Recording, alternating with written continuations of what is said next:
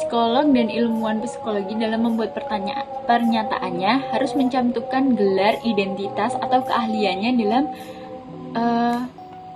dalam hasil karyanya dalam bidang psikologi, di mana dipublikasikan sesuai dengan gelar yang diperoleh dan pendidikan yang terakreditasi secara nasional. Psikolog atau ilmuwan psikologi juga tidak boleh membuat pernyataan-pernyataan palsu atau menipu. Nah, menipu di sini bisa menipu dalam gelar akademik atau ijazah, profesi, pelatihan, pengalaman, atau izin praktik, kerjasama dengan institusi yang lain, terus konsep dasar ilmiah atau hasil tingkat keberhasilan layanannya, publikasi atau hasil penelitiannya. Nah, di sini saya akan menganalisa sebuah kasus, di mana kasus ini ada seorang klien yang mendatangi seorang psikolog, di mana dia akan mengonsultasikan keluhannya tentang sebuah masalah. Nah, di sini psikolog tidak boleh sama sekali membeberkan atau mempublikasikan masalah-masalah yang dihadapi oleh kliennya tersebut. Psikolog juga tidak boleh menipu di sini, menipu tentang hasil yang diperoleh dalam penelitiannya.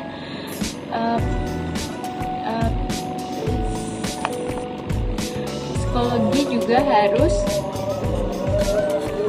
menafsirkan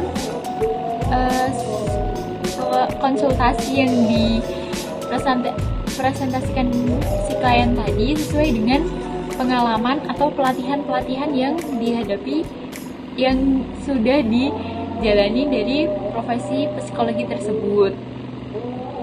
Nah, di sini psikologi juga harus menjelaskan secara terperinci apa saja yang bisa dilakukan untuk menanggulangi dari kasus si klien tersebut. Terima kasih. Bab 6 tentang iklan dan pernyataan publik, di mana pernyataan publik yang dimaksud adalah pasal ini berhubungan dengan jasa, produk, atau publikasi profesional seorang psikologi, mencakup tentang iklan, brosur, barang cetakan, resume, kurikulum vitae atau CV, wawancara, pernyataan dalam buku, hasil seminar, hasil presentasi lisan dalam kuliah yang diadakan di depan publik, dan materi-materi yang lain. Psikologi dan ilmuwan psikologi dalam memberikan pernyataan kepada masyarakat melalui banyak jalur, baik lisan, tertulis, baik juga secara media atau non-media, sehingga masyarakat dalam memahami dan menerima kekurangan tersebut tidak susah, sehingga penafsiran masyarakat tidak sesat atau tidak sulit. Nah, penggunaan jasa atau praktik psikologi dalam masyarakat disampaikan dengan bijaksana, jujur, teliti, lebih mendasarkan dalam kepentingan umum, kepentingan masyarakat daripada golongan atau pribadi sendiri, di mana berpedoman pada dasar-dasar ilmiah, disesuaikan dengan bidang keahliannya sendiri-sendiri.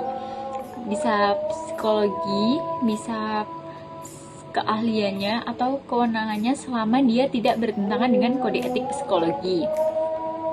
Di dunia kesehatan itu sangat menjaga kerahasiaan pasien mengenai data pasien, diagnosa, ataupun informasi lainnya.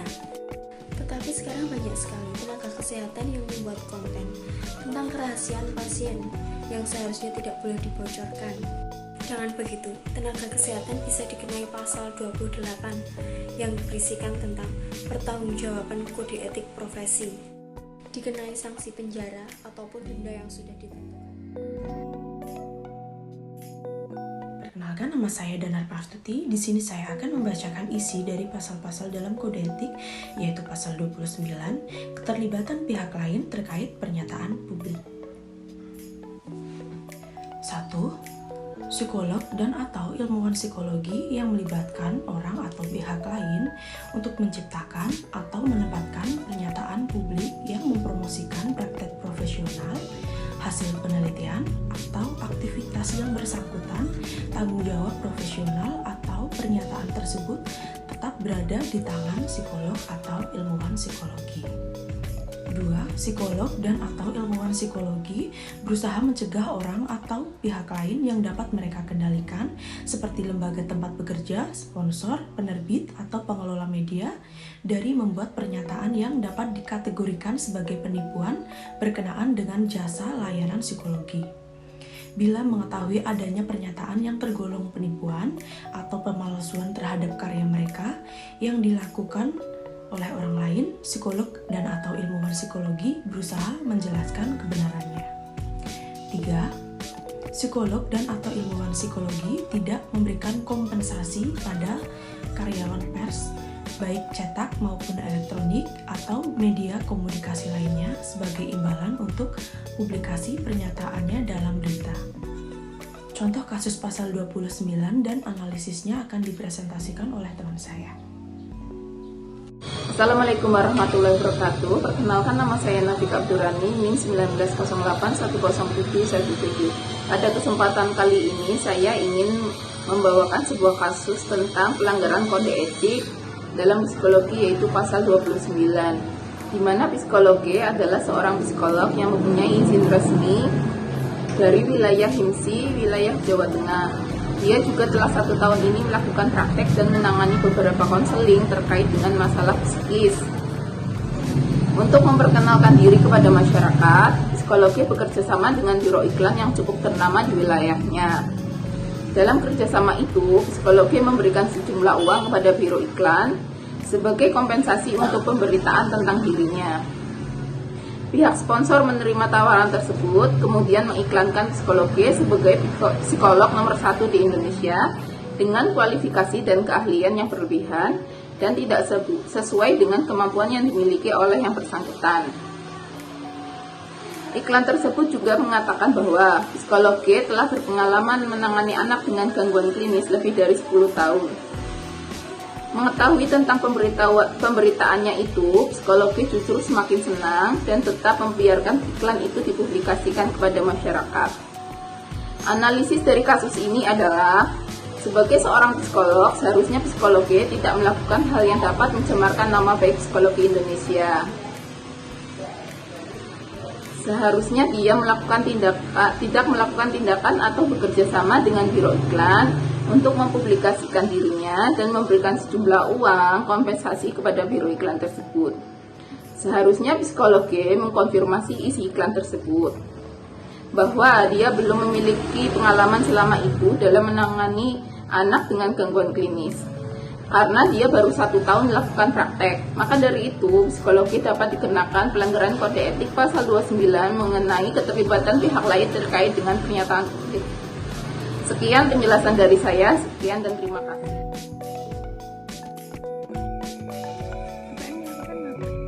Pelecehan seksual menjadi sorotan utama. Sejak kasus ini muncul, perang klasik antara pengakuan korban dan pencemaran nama baik terjadi lagi. Kekeluaran pemahaman masyarakat mengenai profesi psikologi hilang dari bahasan hingga hasil yang ditemukan. Rafina tidak menemukan nama DS sebagai seorang psikolog yang terdaftar di organisasi profesi ternama HIMSI, Himpunan Psikologi Indonesia. Masalahnya, hanya organisasi ini yang berwenang memberikan surat izin praktik seorang psikolog dan memastikan setiap praktik yang berjalan sesuai dengan standar profesi. Segala sanksi dan kebijakan bernaung di bawah HIMSI dapat dilakukan oleh profesi, organisasi, dan pemerintah. Adapun literasi yang dilakukan adalah memberikan seminar terkait dunia psikologi. Dalam seminar tersebut bisa dilakukan simulasi dari berbagai profesi psikologi untuk memberikan konsultasi kepada masyarakat. Dari sini, mungkin masyarakat bisa merasakan perbedaannya. Perlahan-lahan bisa memahami dan membedakan seputar dunia profesi psikologi. Dilihat dari pasal 30 tentang deskripsi program pendidikan non-gelar yang berbunyi, psikolog dan atau ilmuwan bertanggung jawab atas pengumuman katalog, brosur atau iklan seminar. Ilmuwan psikologi memastikan bahwa hal yang diberitakan tersebut menggambarkan secara akurat tentang tujuan kemampuan, tentang pelatih, instruktur, supervisor, dan biaya yang terkait. Dalam kasus tersebut bisa dilihat bahwa adanya pertentangan dengan pasal 30. Bisa dilihat di kalimat Revina tidak menemukan bahwa DS sebagai seorang psikolog yang terdaftar di organisasi profesi bernama HIMPSI. Dan disebutkan juga bahwa DS menggunakan gelar pada bio Instagram, caption postingan Instagram, dan juga bio channel YouTube-nya. Dan bisa dilihat lagi di laman web, DS sering melakukan seminar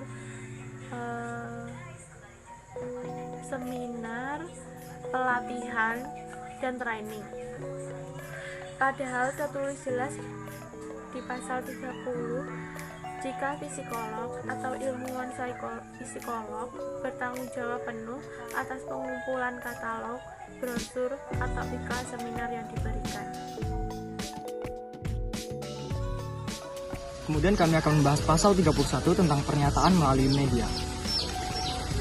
Psikolog atau ilmuwan psikologi dalam memberikan keterangan pada publik melalui media cetak atau elektronik harus berhati-hati untuk memastikan bahwa pernyataan tersebut yang pertama konsisten terhadap kode etik, kedua berdasar pada pengetahuan atau pendidikan profesional, pelatihan, konsep teoritis, dan konsep praktik psikologi yang tepat, lalu berdasarkan pada asas praduga tak bersalah, lalu telah mempertimbangkan batasan kerahasiaan sesuai dengan pasal 24 buku kode etik ini, lalu pernyataan melalui media terkait dengan bidang psikologi forensik terdapat dalam pasal 61 buku kode etik ini.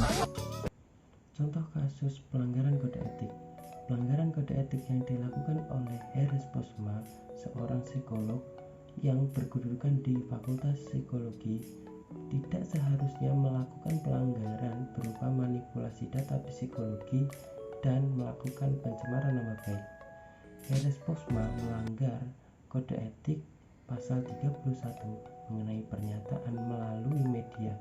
Dia tidak seharusnya mengumumkan sesuatu yang tidak dapat dipertanggungjawabkan ke publik, yaitu sejumlah individu atau lebih dari satu orang mengalami gangguan jiwa setelah mengikuti uji dekonkompatiologi oleh Vincent Liang.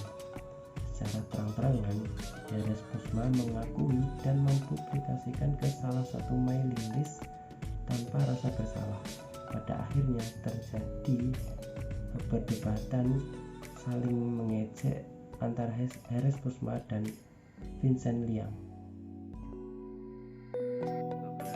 Nama saya Wiki Andus Saputro, NIM mahasiswa saya 1908 10700. Di sini saya akan menjelaskan kode etik psikologi pasal 32 tentang iklan diri yang berlebihan.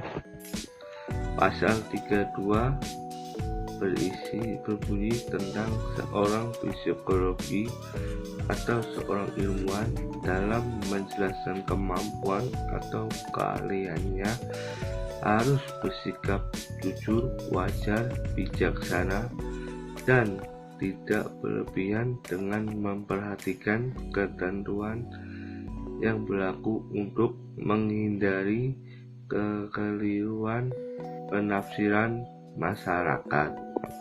Di sini saya juga akan memberikan contoh kasus pelanggaran pasal 32.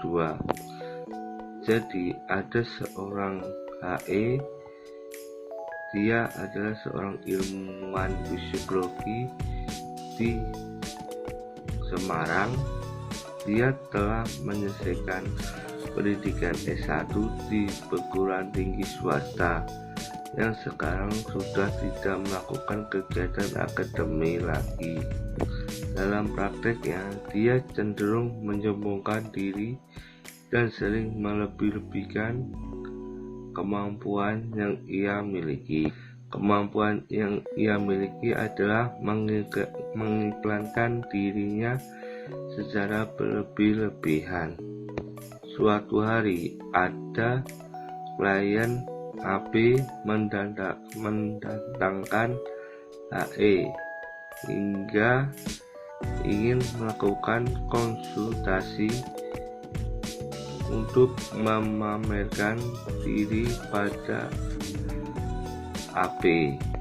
Dalam proses konsultasi, HE sering menyebutkan istilah yang tidak dimengerti AB, sehingga AB menjadi semakin bingung dan kecewa dengan HE karena masalahnya sekarang menjadi semakin runyam setelah dikonsultasikan oleh HE. Jadi saya akan menganalisis kasus tersebut. Saya akan menganalisis kasus tersebut. HE sebagai seorang ilmuwan psikologi seharusnya tidak melakukan tindakan yang membuat kalian semakin bingung. Dia seharusnya menggunakan kata-kata sederhana yang dapat dipahami oleh klien tersebut supaya tidak terjadi kesalahan penafsiran. Oleh sebab itu, seorang ilmuwan psikologi yang baik seharusnya dia juga memberikan publikasi yang jujur, wajar, dan bijaksana. Akan tetapi, dia melakukan hal yang sebaliknya. Justru dia dengan bangganya menyombongkan diri dan melebih-lebihkan kemampuan yang dia miliki. Oleh karena itu, HE bisa dikenakan kasus pelanggaran kode etik psikologi pasal 32 tentang iklan diri yang berlebihan. Sekian dari saya, terima kasih.